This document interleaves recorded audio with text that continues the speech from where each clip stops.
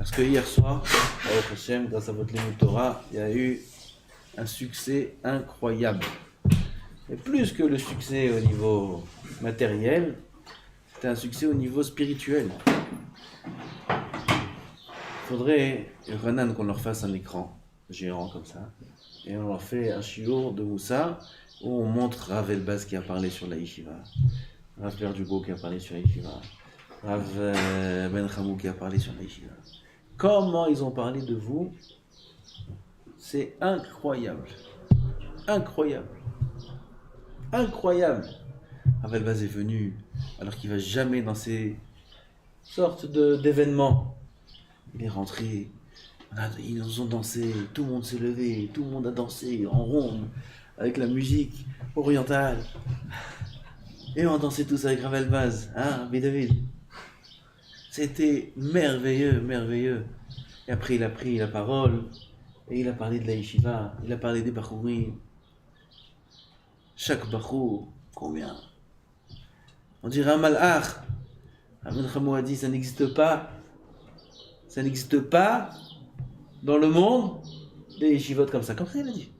Je vois, ces paroles ont été filmées, elles vont être publiées aussi bientôt. C'est pas moi qui ai dit. Si moi je dis comme ça, c'est pas Harry de dire ouais, lui, ça y est, il croit que la yeshiva c'est la meilleure du monde. C'est pas moi qui ai dit, c'est d'autres. Ça n'existe pas. Il a dit Allah va shalom. Sur quoi Allah va shalom? Sur des notions de Hirat Shamayim qui sont transmises, qui sont éduquées dans le cœur des élèves. Ça n'existe pas ailleurs. Allez, ma shalom, comme ça il a dit. Ailleurs, ça n'existe pas. Baruch Hashem, Baruch Hashem. Moi j'étais là-bas aussi comme un invité, ne croyez pas. J'étais comme un invité. J'étais spectateur. Je voyais les rabbanim qui venaient les uns après les autres et parlaient les uns après les autres sur la yeshiva. Je dis, elle est bien cette yeshiva là.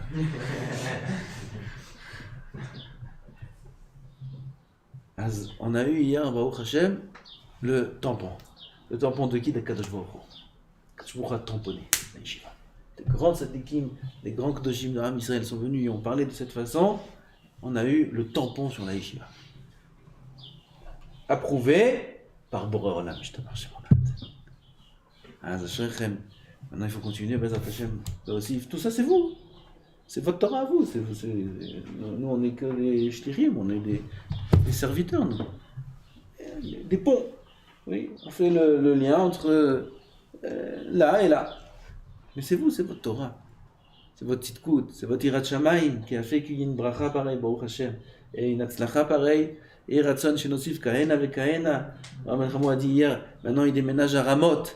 Il a dit un bon remez, Ramot c'est Rama, c'est pour monter maintenant. Ramot c'est s'élever. On va à Ramot pour s'élever maintenant, Bezrat Hashem, et encore plus le Osif Beirat Shamayim, Betorah, Bekdusha, Bezrat Hashem. Alors on reprend un petit peu quelques minutes qui nous restent et on continue. La zrizut.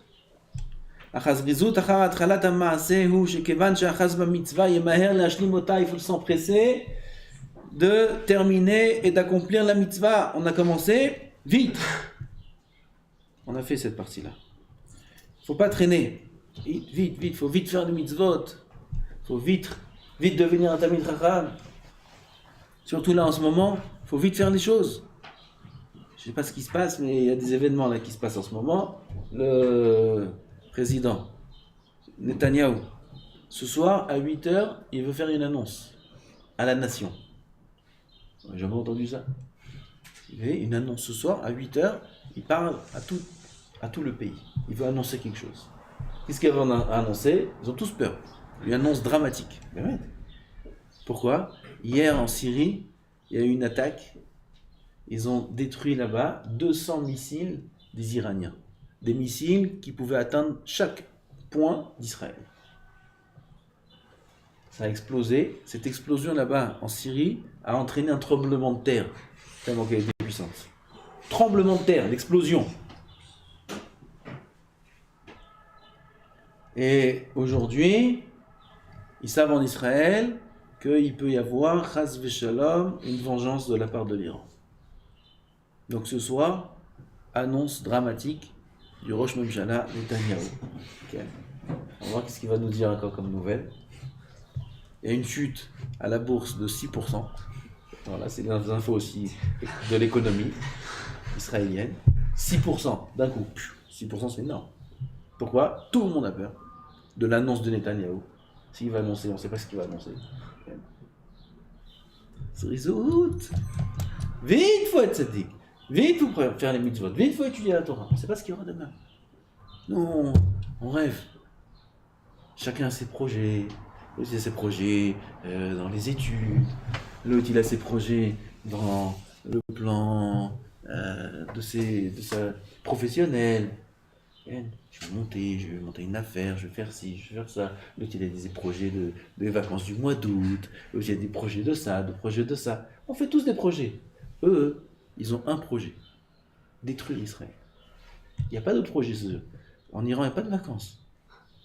Il n'y a pas, en Syrie, il n'y a pas de vacances. En Syrie, c'est le festival tous les jours. Les feux d'artifice, tous les jours, ils sont là-bas. Il n'y a pas de vacances. Eux, ils ont un seul projet. Détruire Israël. Ils vivent que pour ça. Ils existent que pour ça. Détruire Israël. Même si on leur donnera tout. On leur donne tous les territoires. On leur donne Yerushalayim, on leur donne tout. Yerushalayim, ce qu'ils la veulent, c'est juste pour avoir un pied-à-terre ici, pour se propager. Ils veulent détruire Israël. C'est leur vie. C'est pour ça qu'ils sont dans ce monde. C'est écrit dans leur Torah. C'est la plus grande mitzvah qu'ils ont à faire dans leur vie. Détruire Israël. C'est pas eux. Eux, c'est rien du tout. Eux sont gérés par les forces du mal qui y a au-dessus d'eux. Chaque nation a son malach. On sait. Chaque nation a son ange. L'homme va y avec Ish Imo Adalot HaShachar. Celui qui s'est battu avec Yaakov, c'est l'ange de Esav. C'est lui l'ange de toutes les nations de l'Occident. C'est Malachosh, c'est Saroshel Esav. Avec qui il a fait la guerre Yaakov? Avec la Russie, avec les États-Unis, avec l'Allemagne. Avec qui il a fait la guerre? Avec le patron de tous ces pays. C'est qui le patron de tous ces pays? Saroshel Esav. C'est l'ange. C'est lui qui gère tout. Eux aussi, ils ont un sar dans le ciel. Peut-être il s'appelle Ishmaël, peut-être je ne sais pas comment il s'appelle. Il y a un sar dans le ciel. C'est lui qui dirige tous ces gens, tous ces ennemis-là qui nous veulent du mal. C'est pas eux, c'est rien du tout. Il y a un sar dans le ciel. La guerre qu'on a à faire, c'est pas une guerre qui se fait en bas, sur terre. Parce qu'en bas sur terre, on peut attaquer, on peut détruire, on peut lancer des missiles, des bombes. Tant que dans le ciel, ces forces existent, alors sur terre, elles disparaîtront jamais. Notre guerre à nous, c'est la guerre de Yaakov avec l'ange de Esav. Yaakov, il n'a pas fait une guerre avec Esav. Parce que tuer Esav, ça ne change rien. Arrête, Shaoul a tué Amalek, Shmuel a tué Amalek, n'est-ce pas? Il y avait Agag. Agag, c'est le roi d'Amalek. Ils l'ont attrapé, ils l'ont amené, Vaïchassé, c'est écrit. Il l'a découpé en 4. Shmuel Hanavi, il a pris une épée, a découpé Amalek en 4 morceaux. Il a fait 4 tranches de pizza. Il est mort, Agag? Il est mort. Et Amalek a disparu? Non. Amalek est toujours vivant. Amalek est encore là. Pourquoi? Parce que même si on tue le roi d'Amalek, mais si la force dans le ciel, la source, la racine d'Amalek existe encore, alors Amalek apparaîtra comme un champignon. Tu l'as déraciné ici, il va apparaître ici. Tu l'as enlevé d'ici, il va apparaître ici. Attaquer une nation et la détruire dans un endroit, elle va réapparaître dans un autre endroit. Pourquoi la guerre avec Ishmaël, c'est d'aujourd'hui? La guerre avec Palestine. Palestine, c'est Pelishtim. Pelishtim, le Tanakh en est plein. Depuis la période de Shoftim, et après, jusqu'à la période de Melachim, il y avait la guerre Pelishtim. Ah, c'est les mêmes Pelishtim. Pourtant, ils les ont battus plein de fois, à plusieurs reprises. D'accord? Parce que tant que la racine, le sar de Pelishtim existe dans le ciel, on peut les anéantir ici sur terre, ça ne changera rien, ils vont repousser. il va repousser. C'est comme couper les branches d'un arbre. L'arbre a plein de branches énormes. Tu dis, cet arbre, il est énorme. Bien, je vais lui faire le régime, je vais lui faire. On va lui couper toutes ses branches. Je lui coupe toutes les branches, et maintenant c'est un tronc. Il n'y a plus de branches, il n'y a plus rien du tout. Voilà, tu vois, je l'ai rasé. J'ai rasé l'arbre. C'est une question de temps. Avec le temps, tout va repousser. Tant que l'arbre est enraciné, plus encore, même si tu coupes le tronc. Tu coupes, tu rases l'arbre au sol. Il n'y a plus d'arbre. Tu vois, l'arbre a disparu. Après un certain temps, un certain nombre d'années, l'arbre repoussera dans sa même force, sa même ampleur, peut-être encore plus. Quand on coupe, ça redonne des forces de pousser mieux. Encore plus. Pourquoi? La racine est là. Tant que tu ne l'as pas déraciné, il repoussera. Alors comment on déracine le mal? Pas en l'effaçant sur terre. Parce que sa racine n'est pas sur terre. Sa racine est dans le ciel. La racine du mal est dans le ciel. Tout est géré par des sarim, tout est géré par des anges, par des forces spirituelles. Ces forces spirituelles, elles apparaissent à nos yeux comme matérielles. Mais c'est pas ça la force c'est la racine. Ce qu'on voit, c'est que les branches. Comment on déracine ces forces-là? Que par la Torah. Que par la Torah. Si Tzahal avait compris ça, ils ouvriraient des Beth Midrash. Ils s'asseraient avec leurs armes qu'ils posent là-bas. Ils font un tas d'armes, ils n'ont plus besoin d'armes. Ils s'assoient au Beth Midrash, Tzahal, et ils étudient la Torah toute la journée. En faisant ça, c'est vrai qu'ils ne vont pas couper les branches. D'accord ? Ils ne vont pas aller avec des tanks, avec des avions, avec des missiles. On ne veut pas couper les branches. Mais en faisant ça, ils vont déraciner l'arbre. C'est mieux. On va voir tout d'un coup, ils vont faner tout seuls. Oui, si je déracine l'arbre ou je mets un produit sur l'arbre qui tue les racines, tu vois l'arbre, il va commencer à faner, toutes les feuilles vont faner, l'arbre il va commencer à sécher, jusqu'à qu'un coup de vent va le faire tomber. Comment on fait pour détruire les racines de l'arbre? Torah, que l'étude de la Torah. Donc ça, voilà, c'est nous. C'est nous. On fait la vraie guerre. On ferait la vraie guerre parce qu'on arrive à déraciner. Mais ça ne suffit pas. Vous voyez, voilà, il y a encore les forces du mal qui sont là. Il y a la menace de l'Iran qui est là. Eux, ils pensent qu'à une chose, c'est nous détruire. Et nous, on pense qu'à une chose, c'est Ben Azmanim. Ben Azmanim, c'est les vacances. Oui. On ne pense pas à la même chose. C'est pas bon. Il faut qu'on pense aussi à protéger Am Israël. Il faut qu'on se renforce dans le Limoud à Torah. On a vu un Issur de Horaïta, de Rabbeinu Yonah, d'avoir peur de l'ennemi. On en a parlé plusieurs fois déjà. Lo tira mehem, c'est écrit dans la Torah. Ki tire amra vesus varechev. On a parlé de ça avant Pessah, je crois. Oui, un passouk dans la Torah. Si tu vas voir un peuple qui sont nombreux, amrav, vesus, varechev, sous, sousim fallait dire. Ils ont des chevaux au pluriel. Pourquoi tu dis sous? Parce qu'il te dit Hachem, tous leurs soucis, Berena, et à mes yeux, il dit le Midrash, c'est un sous. C'est un cheval. Il peut venir avec ils ont détruit 200 missiles, ils ont détruit, disons, 1 million de missiles. 1 million de missiles, pour Hachem, c'est un missile. Kippat Barzel, elle peut enlever un missile? Elle peut? Oui. Elle peut enlever 100 missiles s'il jette 100 missiles d'un coup. Alors, Kippat Barzel, il y en a combien dedans? Je sais pas, il y en a 25. Au pire, c'est 25. Oui, sur les 25, ils en ratent 24. Oui. Alors, tout le monde passe. Un Kippat Barzel, qu'est-ce que c'est? C'est rien du tout, c'est une blague Kippat Barzel. Ils ont des millions de missiles. Peut-être pas des millions, j'exagère, mais des centaines de milliers. C'est des chiffres vérifiés. Ils ont des centaines de milliers de missiles. Ils peuvent faire une pluie de missiles, s'ils veulent. Quel Kippat Barzel va aider? Quel temps qui va aider? J'ai entendu un grand dans l'armée, il a dit celui qui croit que les guerres aujourd'hui, c'est comme les guerres il y a 20 ans, alors il fait une grave erreur. Aujourd'hui, il n'y a plus de tanks. S'il croit qu'il y a les 2 avions qui vont venir des 2 côtés, s'affronter à la frontière des 2 pays, et les avions ils vont tirer là, et l'autre il va tirer là, comme les guerres d'il y a quelques années, c'est une erreur fatale. Aujourd'hui, il n'y a plus d'avions, il n'y a plus de tanks. S'il y a une guerre à ce jeu-là, il n'y a plus d'avion. Qu'est-ce que tu veux faire avec un avion? Un avion, il va détruire Nekudati. Il n'y a plus d'avions, il n'y a plus de tanks, il n'y a plus de mitraillettes, il n'y a plus rien du tout. Aujourd'hui, c'est des boutons. C'est tout. Et tout le monde a tout déjà placé, tout est prêt. La Russie sur le monde entier, l'Amérique sur le monde entier, l'Iran, là, on va apprendre ce soir ce qui se passe. Et tout est prêt déjà. Il n'y a plus de... Ils courent pour rien, miskénim, les soldats.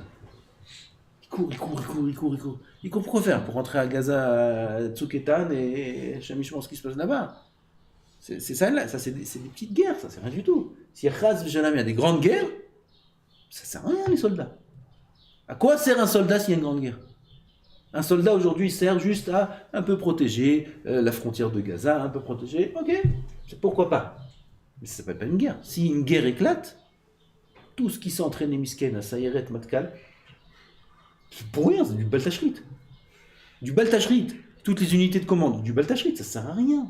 La guerre aujourd'hui, elle est plus avec des soldats l'un en face de l'autre. La guerre aujourd'hui, c'est des boutons. Les boutons, on appuie sur un bouton, ça saute. C'est méchant. Alors, qu'est-ce qu'il faut qu'on fasse, nous? Il faut qu'on soit en bébé Torah. Mais il faut être conscient de la situation. Pas rêver. Pas rêver. Les textes sont pleins de prophéties sur la fin des temps. Plein. Cette fin des temps-là. Il y a une fin. Elle va arriver. Elle va arriver, cette fin des temps. Toutes ces névouot qu'il y a écrit dans les psukim, elles vont se réaliser. Alors, il faut savoir qu'on est proche. On est proche de la venue du Mashiach. On est proche de la fin. On est proche. On ne doit rien changer dans notre journée au jour le jour. Ouais, on peut continuer à faire un compte départ. C'est pas grave. On doit vivre normalement. Mais une chose qu'on est obligé de faire, c'est de rajouter de la Torah. De rajouter des mitzvot. Parce que oui, on est proche de la fin. Quand est-ce que c'est la fin? C'est pas, vous savez que c'est pas mon style de parler, de fin, c'est pas ça. Rambam dit, aucune nefkamina de savoir qu'est-ce qu'il y aura à la fin et quand c'est la fin. Ça ne change rien du tout. Par contre, si on sait qu'on approche de la fin, quand? Je ne sais pas. Mais on y approche, oui, ça c'est sûr. Alors, Vadaï, il faut s'améliorer, qu'il faut se rapprocher d'Hachem, qu'il faut mettre le paquet maintenant. Quand on est en terminale, tout le premier semestre, les vacances. Les vacances. On sait qu'à la fin il y a le bac, mais c'est loin. C'est loin. Après arrive après les vacances de Zé, le bac c'est dans 4 mois, alors les 2 premiers mois, vacances. Après on est dans les 2 mois avant le bac. Alors le premier mois avant le bac, on a mal au ventre. Mais on est en vacances. Quand est-ce qu'on s'y met? Une semaine avant. Une semaine avant, c'est le bac dans une semaine, la folie. Allez, les cachets, on dort plus, on truc, les travail, du matin au soir, la nuit, les copains, pourquoi? C'est le bac là dans une semaine. Celui qui a quand même bien travaillé à cette période, ça passe. Dans la moyenne. Ça passe. Là aussi, c'est pas différent. Tant qu'on est loin, les Chachamim nous ont dit, les Tanaïm nous ont dit que soit anéanti, perdu, ceux qui font les comptes de la fin des temps. Pourquoi? La fin des temps est loin. À l'époque des Tanaïm, la fin des temps, ils voyaient le Ruach HaKodesh qu'elle était loin, plus de 2000 ans. Alors ils ont dit, tous ceux qui sont affairés à faire les comptes pour savoir quand est-ce que c'est la fin des temps, qu'ils soient disparus, qu'ils disparaissent. Pourquoi? On ne fait pas des comptes quand on est tellement loin du compte. Oui, on n'étudie pas pour le bac en première. Enfin, si, bac français.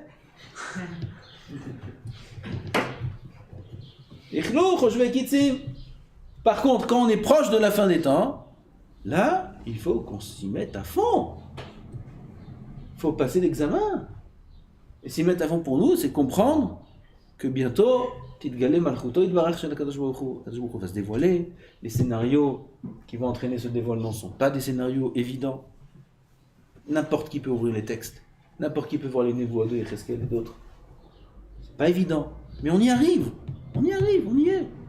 Voilà, on a une annonce dramatique. Il n'y a pas de dramatique, il n'y a rien du tout. Borno Alam a déjà tout prévu, tout le scénario est déjà prêt. Et il a déjà préparé et annoncé et averti son scénario depuis des milliers d'années déjà. Il n'y a qu'à lire les Gemarot, il n'y a qu'à voir les textes de Chazal, les transmissions qu'on a depuis Moshe Rabbeinu sur le déroulement de la fin des temps. Il n'y aura aucun chidouche ce soir, ni demain, ni après-demain. Il n'y a aucun chidouche. Le chidouche est qu'on a oublié tout ça et que maintenant, on va nous le rappeler. Ça, c'est le chidouche. Oh là, c'est vrai, il y a la guerre là avec l'Iran, bientôt ça va sauter. Voilà. C'est pas un chidouche. Tu savais depuis longtemps déjà. C'est écrit dans les textes. C'est écrit que la fin des temps, il y aura Mashiach, il y aura Gog ou Magog. Gog ou Magog, c'est un chidouche. Regarde, Gemara dans Souka, Gemara dans Brachot, Gemara partout, dans le Navi, Gog ou Magog, tous les ans, à la Haftara de Pesach, on lit Gog ou Magog. Souka aussi, on parle de Gog ou Magog. Donc cette guerre-là de Gog ou Magog, c'est pas un chidouche. Oui, seulement Gog ou Magog, c'est un nom sympathique, Gog ou Magog, on dirait que c'est un gag. Non, Gog ou Magog, c'est le gag. Gog ou Magog, c'est une guerre réelle. Elle va s'appeler le nom qu'elle va s'appeler. C'est une guerre terrible. C'est une guerre qui, c'est pas facile. Elle va arriver, donc il n'y a aucun ridouche ce soir à lui dire. Aucun ridouche. Gog ou Magog, on attend, Mashiach, on attend. Qui c'est qui va réussir à tenir le coup? Celui qui est dans Tevat Noach. Comme dit le Midrash, c'est un Trouma, Parashat Noach. Celui qui est dans Tevat Noach, il ne va même pas sentir la peur de la guerre. Mais il faut y être. Donc il faut être conscient que la venue du Mashiach est proche. Et notre travail à nous n'est pas de savoir quels sont les résultats des courses, qui a gagné contre qui. Notre travail à nous, c'est de gagner soi-même. De travailler encore une mida. D'apprendre encore un daf de Gemara. De servir Hachem encore un peu mieux. De faire une fila encore meilleure. De se lever encore plus à l'heure. D'étudier plus Bessimcha, de faire les mitzvot plus Bessimcha. C'est notre travail à nous. À part ça, il n'y a rien. Akadosh Baruch Hu, Shmor al Kol Am Israël, de tout mal. Yavom Mashiach, Tzidkenu bimehera beyamenu amen, de la manière la plus douce et agréable. Et les Simchat Kol Am Israël, amen, Ken Yiratzon. Amen.